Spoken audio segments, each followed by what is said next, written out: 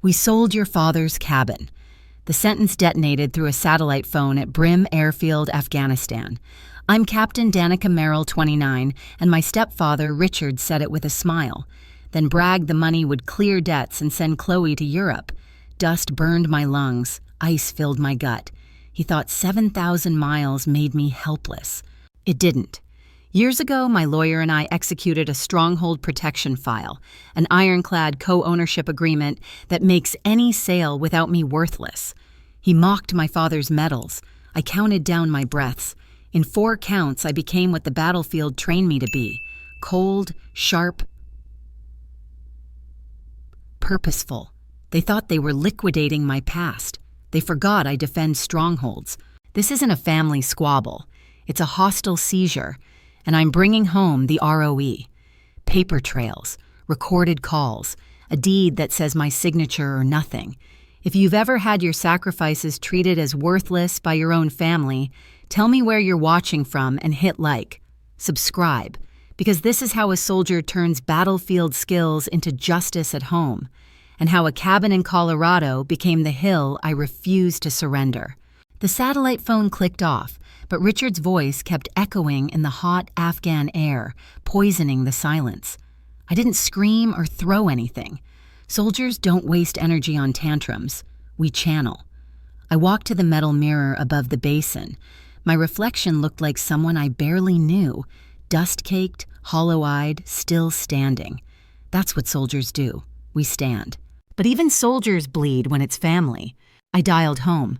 "Mom," I whispered, the word catching in my throat. "Richard just called me about the cabin." A long pause, static crackling, then her voice, small, guilty. "I know, Danny." "You knew." My voice stayed calm, but every muscle in my body tightened. She sighed. "He's under stress. The debts, the taxes. It's complicated. Don't make things difficult for him." I clenched my jaw. "He's selling Dad's house behind my back." "Why do you always have to be so rigid, so military about everything?" She snapped suddenly. "Can't you just sacrifice a little for the family for once?" That sentence sliced deeper than any bullet ever could. Sacrifice a little. As if I hadn't spent my entire adult life sacrificing. My safety, my sleep, my sanity, for a country that didn't even know my name. And now the people who did know me were cashing in my father's memory like a pawn ticket. I didn't say goodbye. I just hung up. The silence afterward wasn't peace. It was detonation. I stood there, frozen, the desert wind whistling through the cracked door of my quarters. For the first time in years, my composure wavered. In my mind, I was no longer in Afghanistan. I was 18 again, back in Colorado Springs, at that long Thanksgiving table. The air smelled of turkey and sage, the house full of relatives pretending we were a happy family. I had just received my acceptance letter to West Point, the culmination of every hour my father had coached me, every late-night study session, every mile I'd run in boots too big for me. Richard raised his bourbon glass. "A toast," he declared, grinning, "to Danica, who's about to waste the finest education in the world learning how to salute." A few awkward chuckles. My mother looked down at her plate, carving turkey as if it could save her from speaking. I waited for her to defend me. She didn't. Her silence roared louder than his mockery. Later, he handed Chloe a Tiffany box, silver necklace, all sparkle and affection. Then he slid me a plain envelope. Inside, a $50 bill. "Go buy yourself some thick socks," he said with a smirk. "I hear New York winters are brutal." Laughter. Then the heat of humiliation burned my face. I left the table before I cried in front of them all. Upstairs, I let the tears fall. For a moment, I thought I heard footsteps, my mother coming to comfort me, maybe. She opened the door, sat on the edge of the bed, and said softly, "You can't be so sensitive, Danny. The more you react, the more he wins. You just have to keep the peace." Keep the peace. The same empty mantra she'd use a decade later, when Richard sold my father's house. That night, I learned my pain was an inconvenience. My feelings, a tactical liability. My job was to absorb the cruelty and call it strength. But one person saw me.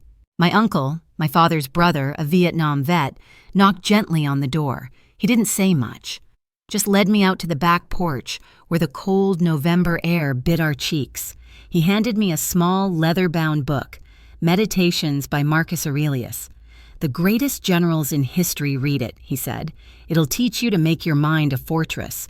Don't let the little people breach the walls." He squeezed my shoulder and left me under the stars. That book became my armor. It followed me to West Point, to Iraq, to Afghanistan. Its pages smelled of dust and discipline. I had underlined one passage so many times the paper nearly tore. "The best revenge is to be unlike your enemy." But standing in that tent now, the enemy wasn't foreign. It was family. My mother's voice replayed, "Sacrifice a little."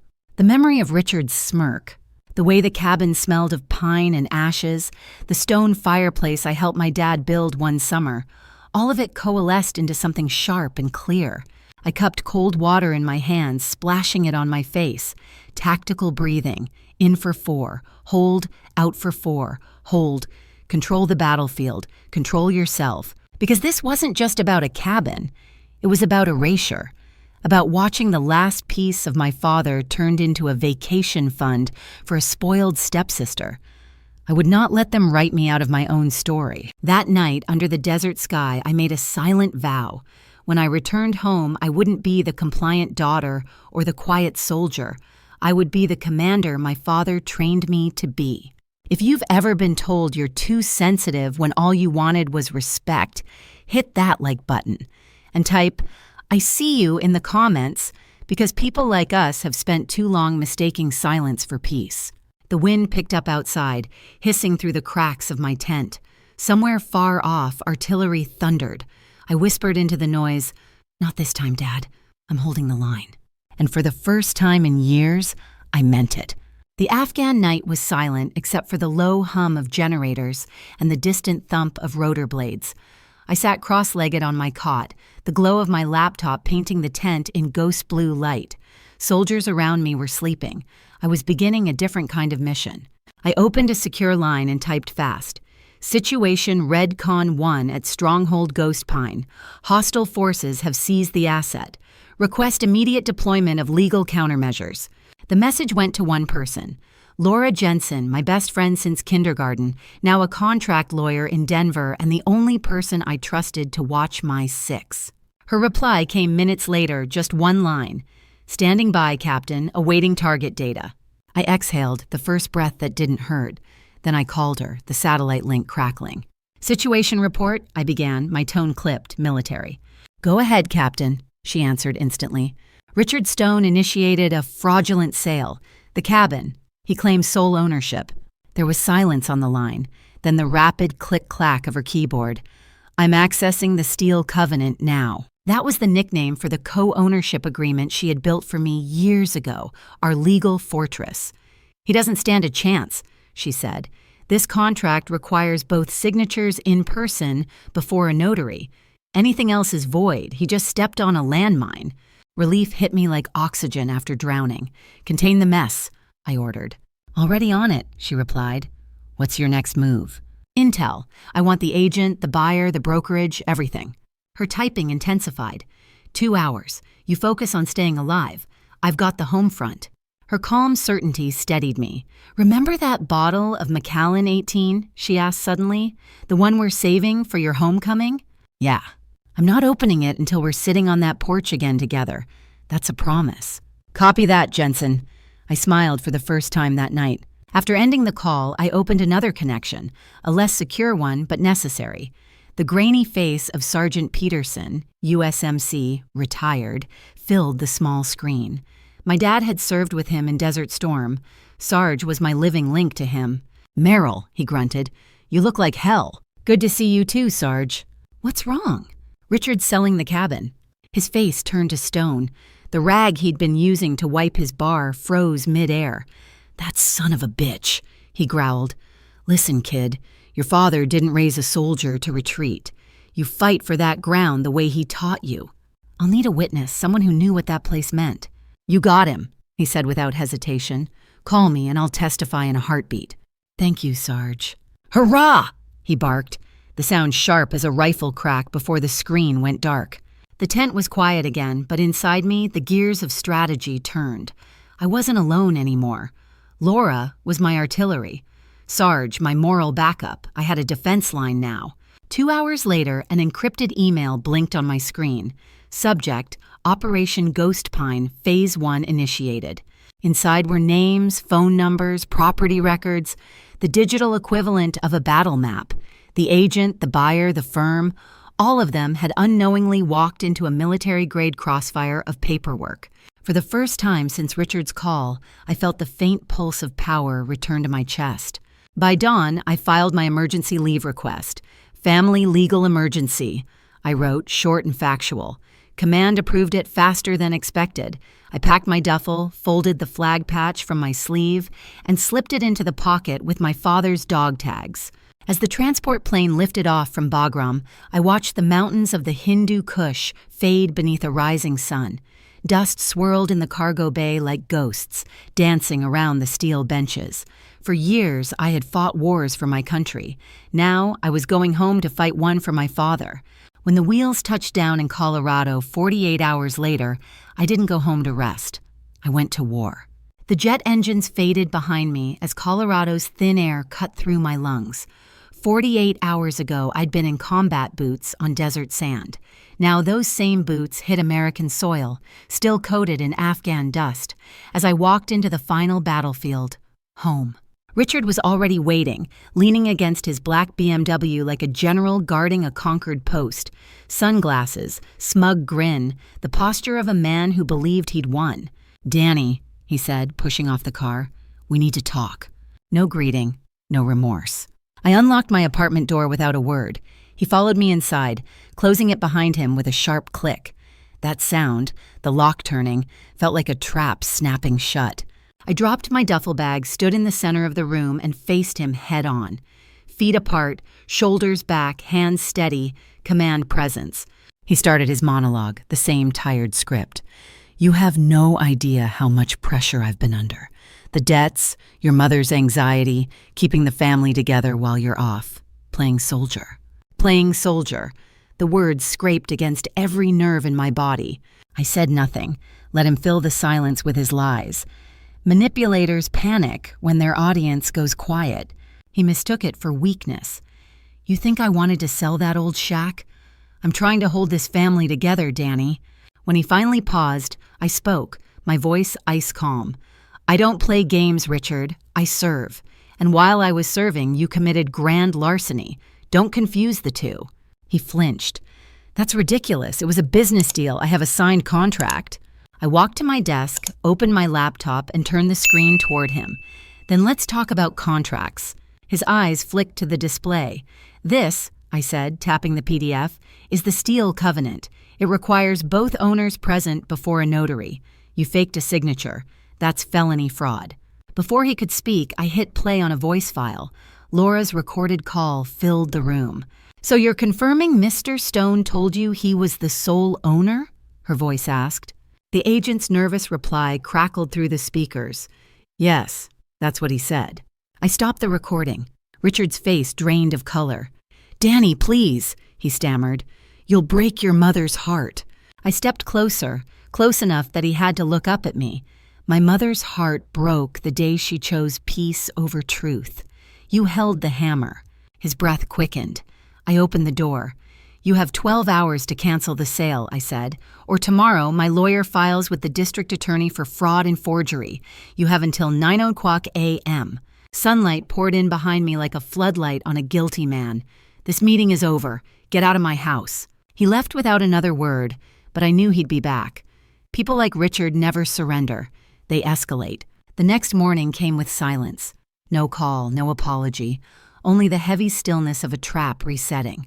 At 9:01 a.m., Laura executed Phase 2.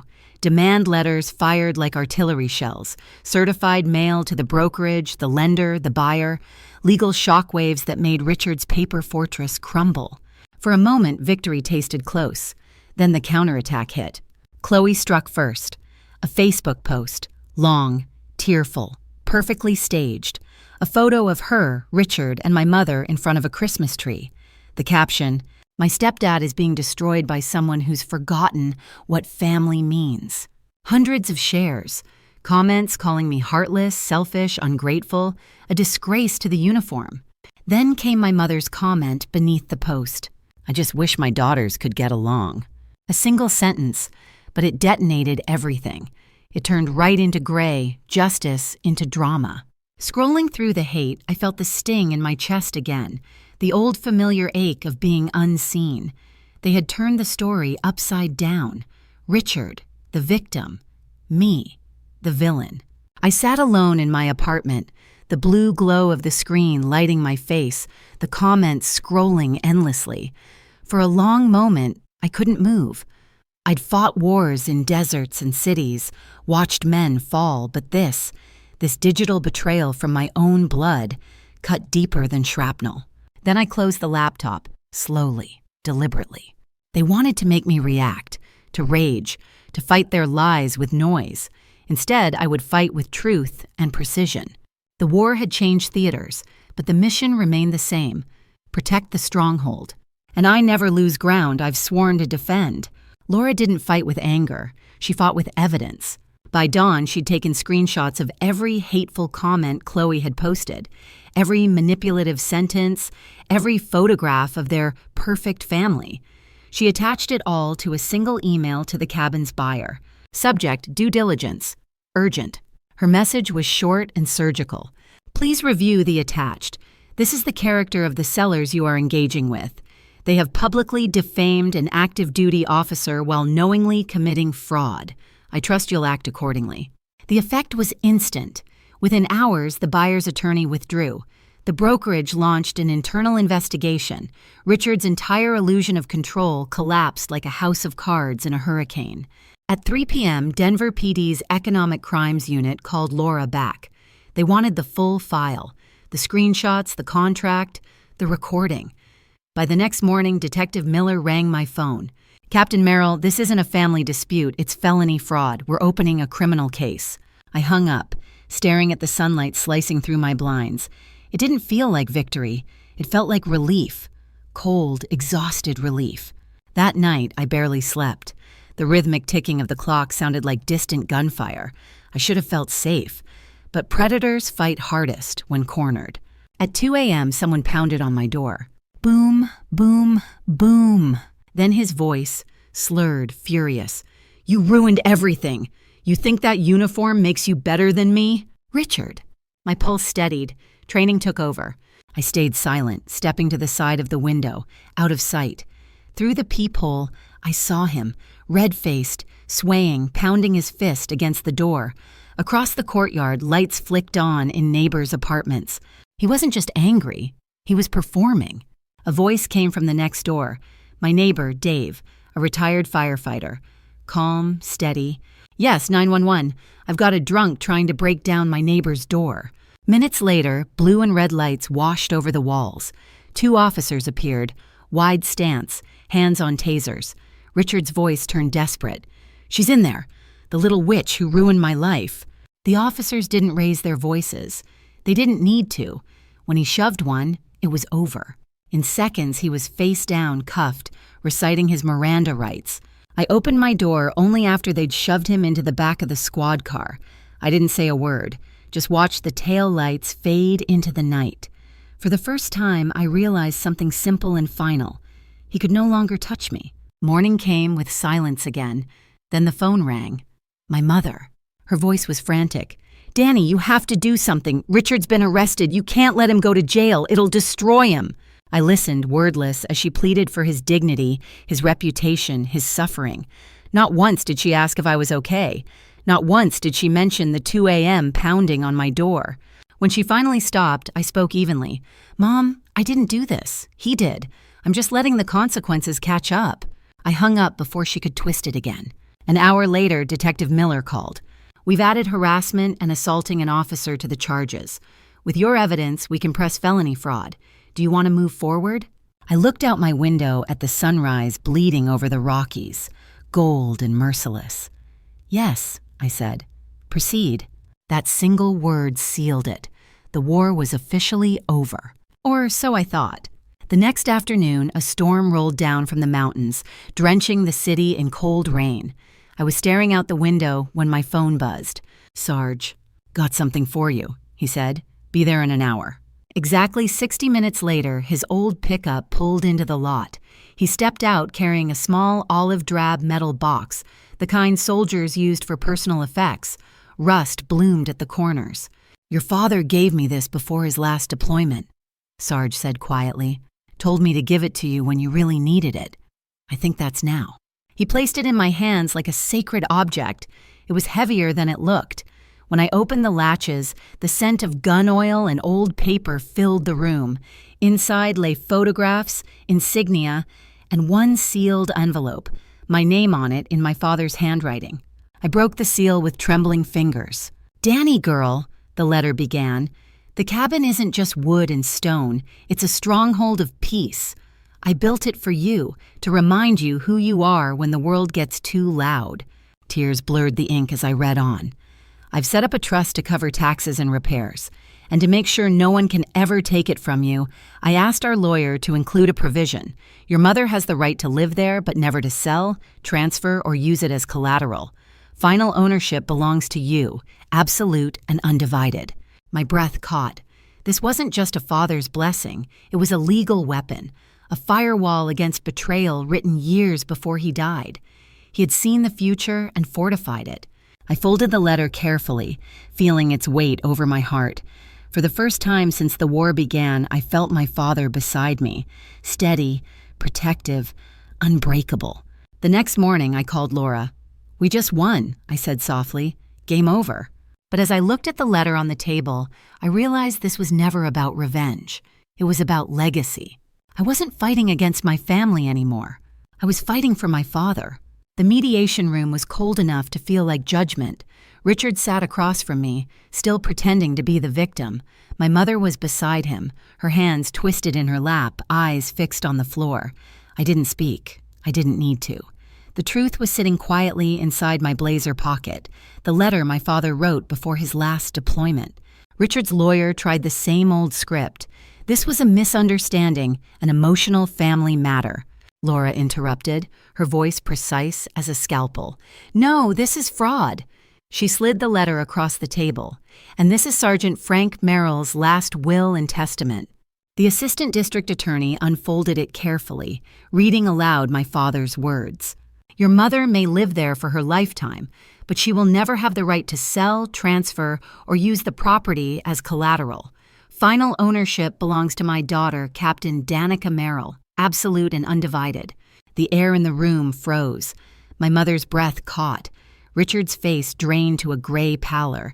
He tried to speak, but the words tangled in his throat. "It's fake," he hissed. Laura didn't even blink. Forensic handwriting expert confirmed it, and the Marine who kept it for 10 years is ready to testify. Ms. Davies, the ADA, leaned forward. "Mr. Stone, here are your choices. Plead guilty to felony fraud with full restitution and probation, or go to trial and risk prison." He looked at me for the last time, and I saw something break behind his eyes. The mask slipped. "I'll take the deal," he muttered. It was over. When we stepped out into the sunlight, I expected triumph. Instead, there was only stillness, like standing after the final explosion on a battlefield. Laura touched my shoulder gently. "You did it, Captain." "No," I said quietly. "Dad did. He built the fortress. I just defended it." Days later, my mother called. "Are you happy now?" she asked, her voice trembling between guilt and anger. "I'm not happy," I said softly. "I'm at peace, and I hope one day you find that too." It was the hardest goodbye I'd ever spoken. That weekend, I drove up the mountain road, the one lined with pines that whispered like old sentries. When the cabin came into view, I stopped breathing for a moment. It looked smaller than I remembered, but solid, enduring. My father's hands were still in the grain of the wood. Inside, the air smelled of dust and memories. I threw open every window, letting in light and wind and freedom. I packed my mother's things gently, no anger, just closure, and called a locksmith. The metallic click of the new lock sounded like a heartbeat restarting. That night, I sat on the porch under a bruised orange sunset. The Rockies glowed in the distance. The stronghold was mine again, safe, quiet, whole. Months later, laughter replaced the silence. Laura, Sarge, and a few veterans gathered around the grill, smoke curling up into the evening air. "To Captain Merrill," Laura said, lifting her glass. "Who taught us what it means to defend your stronghold?" Sarge barked, "Hoorah!" and everyone cheered. We finally opened the Macallan 18, the taste of hard-earned peace. I didn't return to full duty. I joined a nonprofit helping soldiers fight their own invisible wars. Custody battles, stolen pay, manipulation. Every case felt familiar, every client a reflection of the woman I used to be. One afternoon, a young soldier sat across from me, shoulders hunched. "My ex is taking everything," he whispered. I smiled, calm and sure. "Then we'll build your battle plan." He exhaled, the first hint of hope in his eyes. That's when I knew. My father gave me one stronghold of wood and stone, but my legacy was helping others build theirs in spirit. Weeks later, my phone rang. Mom. Her voice was small, almost childlike. "I left Richard," she said. There was no apology, just truth. "Thank you for letting me know," I answered gently. "Take care of yourself." It wasn't forgiveness, not yet, but it was a beginning. Now each dawn finds me here, on this porch, coffee warm in my hands, mist rising off the pines. I'm not thinking about revenge or justice or the past, just peace, earned, guarded, alive. My father built the stronghold. I defended it, and now it defends me. If you've ever had to fight for peace, if you've ever been told you're too strong, too cold, too much, then hear me now. You're not. You're just protecting your stronghold. So if my story touched something in you, hit that like button. Share it so someone else fighting their quiet war knows they're not alone. And if you believe that courage and peace can live in the same heart, subscribe to Family Power Stories, where we share family drama stories that prove strength isn't loud. It's steady. Because here, we don't just survive the storm. We build fortresses through it. And this is mine.